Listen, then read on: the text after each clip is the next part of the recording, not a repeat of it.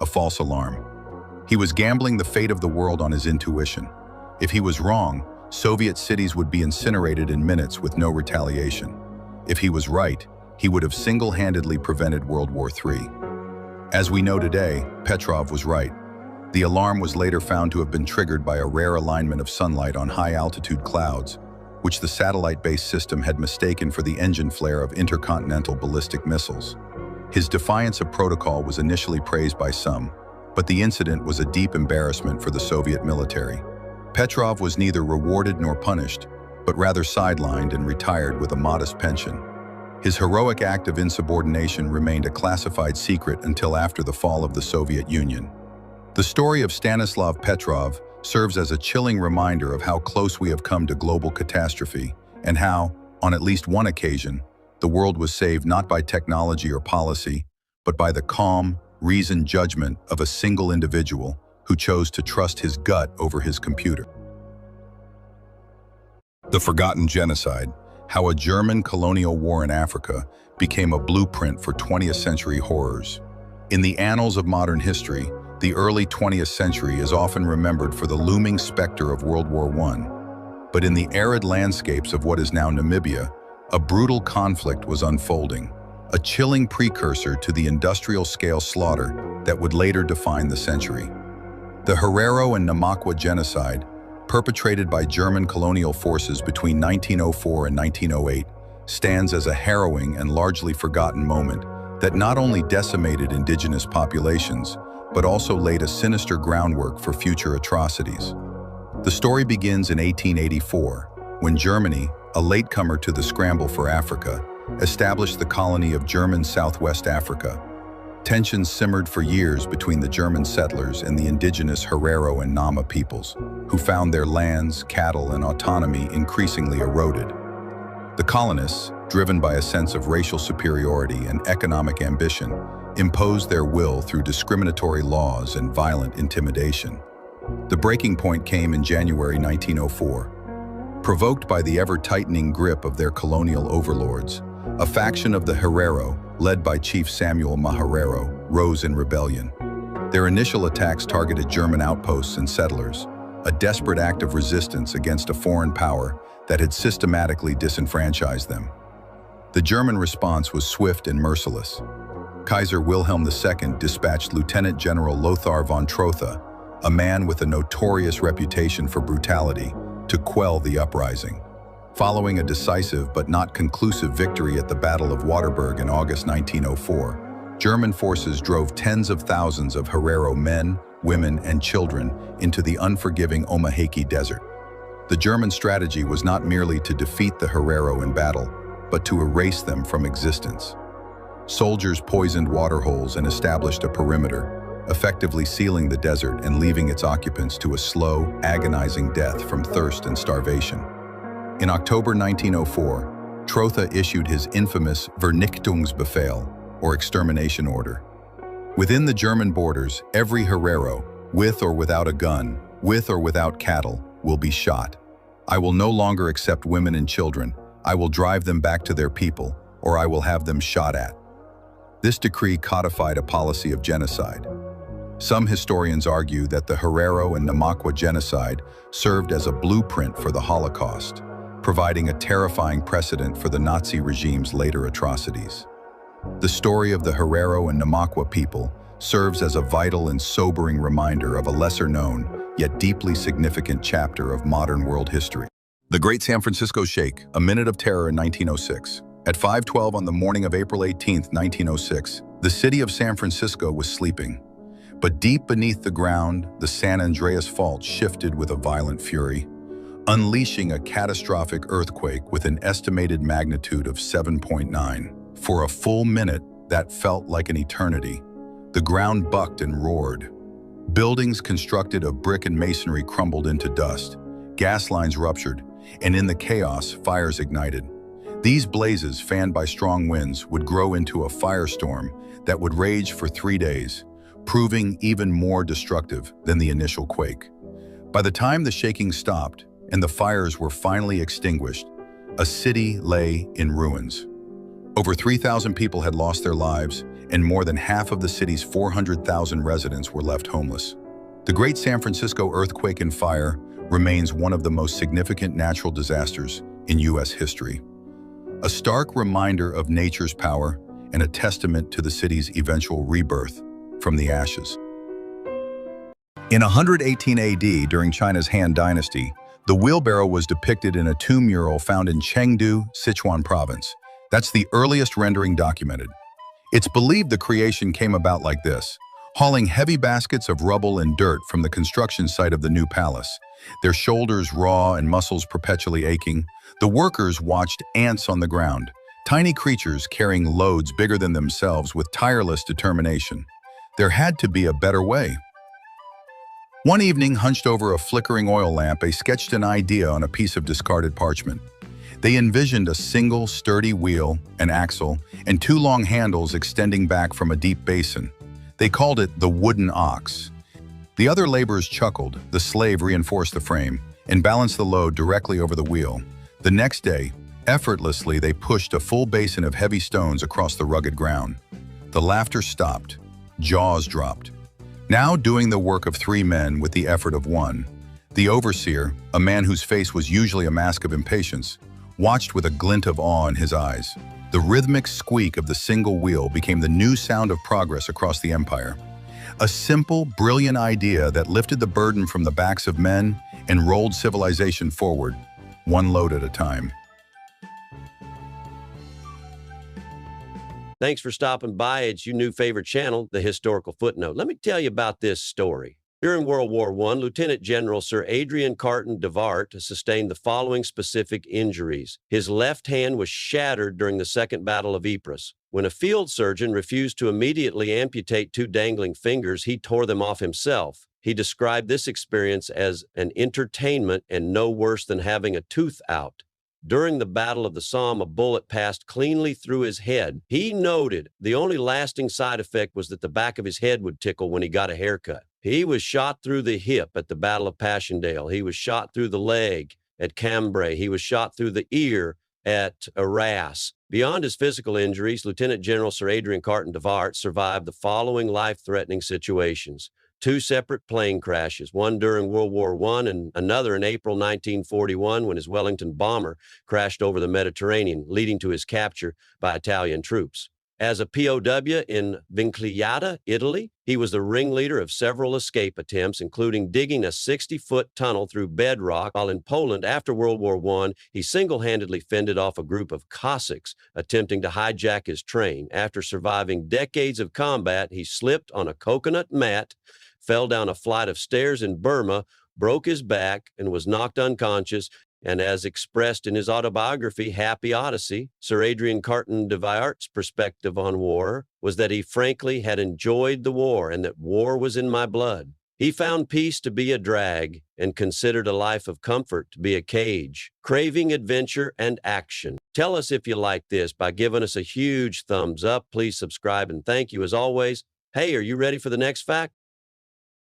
Thanks for stopping by. It's your new favorite channel, the Historical Footnote. Let me tell you about this story. During World War I, Lieutenant General Sir Adrian Carton de Wart sustained the following specific injuries. His left hand was shattered during the Second Battle of Ypres. When a field surgeon refused to immediately amputate two dangling fingers, he tore them off himself. He described this experience as an entertainment and no worse than having a tooth out.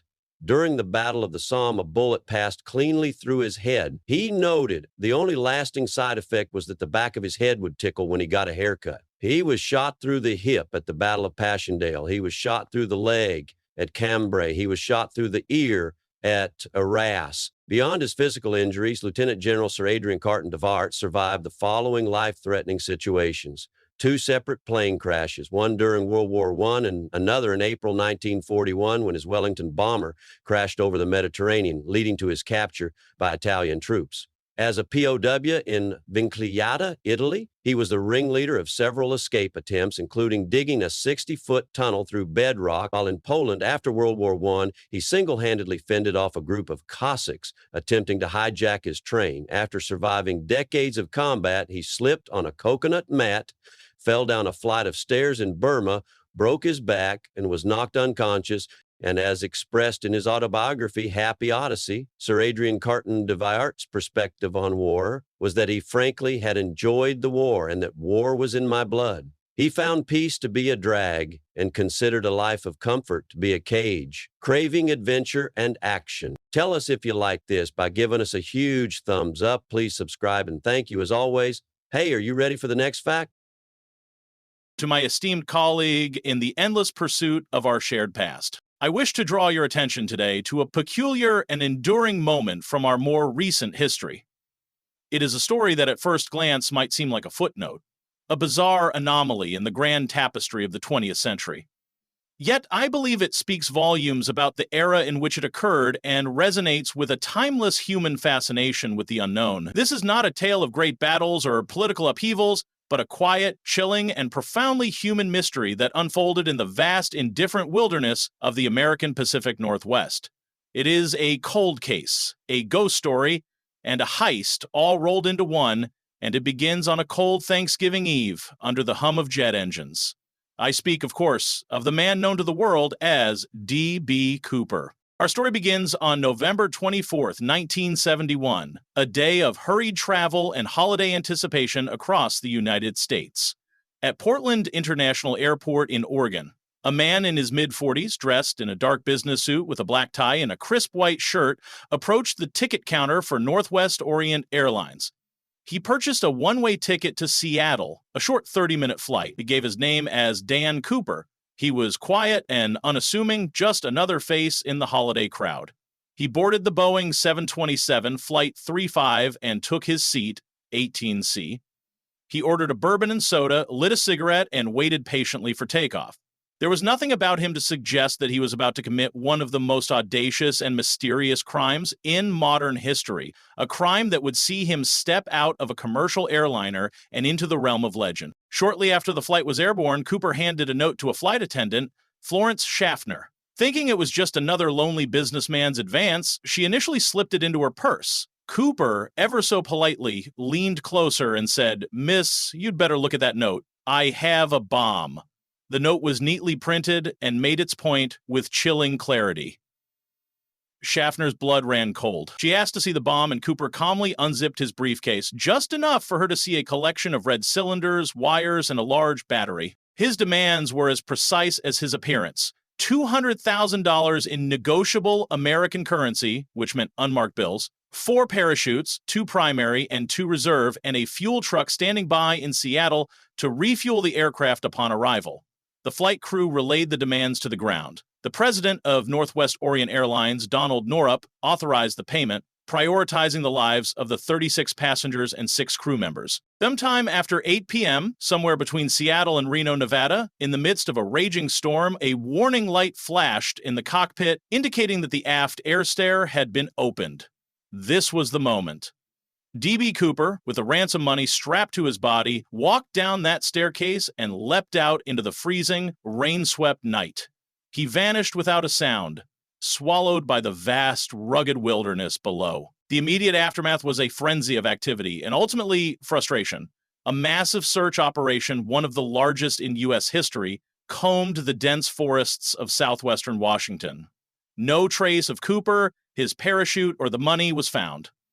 The FBI's investigation, codenamed Norjack, Northwest Hijacking, would continue for decades, interviewing over 1,000 suspects and chasing down countless leads, all of which led to dead ends. The very name D.B. Cooper was a fluke, a mistake made by a reporter in the initial confusion. That stuck, forever cementing the mysterious figure's alias in the public consciousness.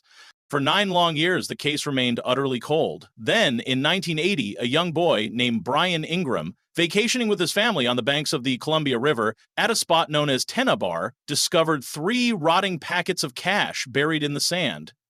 The serial numbers matched the ransom money given to Cooper. This discovery, while electrifying, only deepened the mystery. The money was found miles from the projected flight path, raising new questions. Did Cooper land and bury the money? Did it wash downriver from a location where he perished? Or was it a deliberate plan? The discovery gave investigators a tantalizing clue, but it brought them no closer to finding the man himself. The FBI officially closed the active investigation in 2016 after 45 years of fruitless searching. D.B. Cooper remains the only unsolved skyjacking in American history. The theories about his identity and fate are as numerous as they are fascinating. Some believe he was an experienced paratrooper, perhaps a disgruntled veteran, who planned the crime meticulously and survived the jump. Others are convinced he perished in the attempt, his body and the rest of the money lost forever in the unforgiving terrain. Suspect after suspect has been named, from copycat criminals to ordinary men whose lives bore a passing resemblance to the scant evidence, but none have ever been definitively identified as the man on board this flight. The story of D.B. Cooper endures not just because it is an unsolved crime, but because it represents a moment of strange, almost romantic rebellion. In an era of growing institutional distrust, here was a man who, with quiet confidence, held a corporation and the government at bay, and then simply vanished.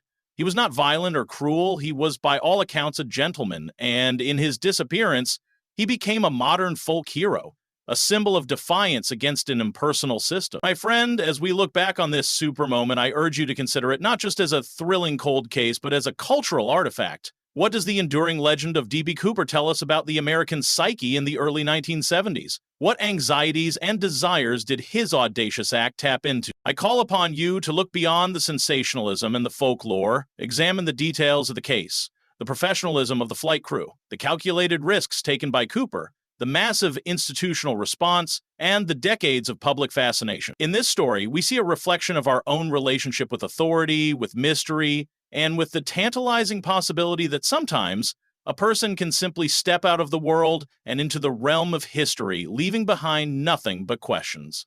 Let us continue to ask those questions, to sift through the facts, and to remember the human story at the heart of the legend. For in the quiet spaces of our past, in the unsolved mysteries and the lingering whispers of what if, we often find the most profound insights into who we were and who we are. Thank you for listening and supporting small channels like this one. If you like this type of history content, please hit the like button. We value all comments as it helps the channel understand your interest. Ready for the next fact?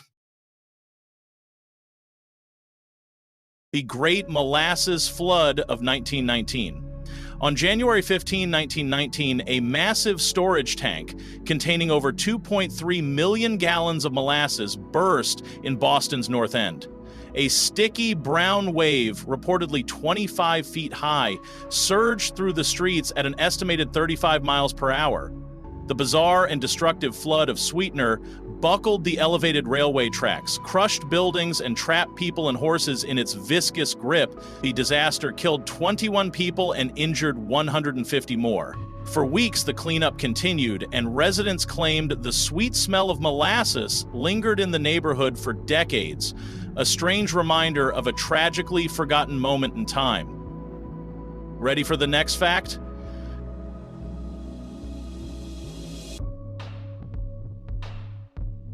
The unsolved Chicago Tylenol murders. In 1982, terror swept through the Chicago metropolitan area, leaving a trail of death and a legacy of fear that fundamentally reshaped consumer safety. The Chicago Tylenol murders, a chilling case of product tampering, saw 7 unsuspecting individuals lose their lives after ingesting cyanide-laced Tylenol capsules. This single act of malice not only sparked a nationwide panic, but also led to revolutionary changes in the pharmaceutical industry. The crisis began on September 29, 1982, when a 12-year-old girl died after taking an extra-strength Tylenol. Within days, 6 more people, including 3 members of the same family, would fall victim to the poisoned pills. The random nature of the attacks and the everyday familiarity of Tylenol sent shockwaves across the United States. In response, Johnson & Johnson, the parent company of Tylenol, initiated a massive recall of 31 million bottles, an unprecedented move at the time. The incident exposed a terrifying vulnerability in over-the-counter medications and served as a catalyst for the development of tamper-resistant packaging. The now ubiquitous foil seals and plastic wrap on consumer products are a direct result of this tragic event.